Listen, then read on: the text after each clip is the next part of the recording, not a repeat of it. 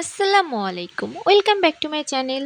আজকে আমি ঘরোয়া উপায়ে কচু শাক রান্না করে দেখাবো। এভাবে কচু শাক রান্না করলে মাংসকেও হার মানাবে আর স্বাদ হবে অতুলনীয়। এখন আমি কচু শাকগুলোকে ভালোভাবে কেটে ধুয়ে নিয়েছি।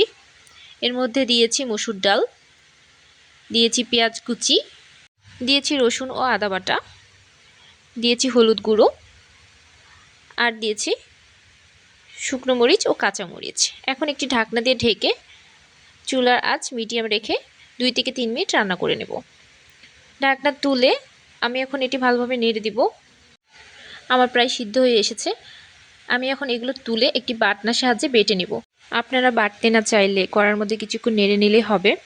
এখন আমি চুলায় আবার কড়াই বসিয়ে এতে হালকা পরিমাণ তেল দিয়ে পেঁয়াজ কুচি, কয় টুকরো মরিচ ও একটি তেজপাতা দিয়ে দিব। এখন দিয়ে দেব পরিমাণ মতো লবণ, তারপর দিব 5 ফোড়ন। এখন এগুলো ভালোভাবে নেড়েচেড়ে নিয়ে এর মধ্যে কচু শাকটি দিয়ে দিব। কচু শাকটি দেওয়া হলে কিছুক্ষণ নাড়াচাড়া করলেই আমাদের রেডি কচু শাক রান্না। এটি অসাধারণ টেস্টি হয়, বাসায় আপনারা একবার হলেও ট্রাই করবেন। এই কচু শাক দিয়ে নিমিষেই 2 প্লেট ভাত খেয়ে নিতে পারবেন। রান্নাটি অনেক সোজা, অনেক মজার আর এর স্বাদ তো অতুলনীয়। আমার সহজ সহজ রেসিপিগুলো পেতে আমার চ্যানেলটি সাবস্ক্রাইব করে রাখবেন আর পাশে থাকা বেল আইকনটিতে ক্লিক করে রাখবেন। ভালো থাকবেন, সুস্থ থাকবেন। আল্লাহ হাফেজ।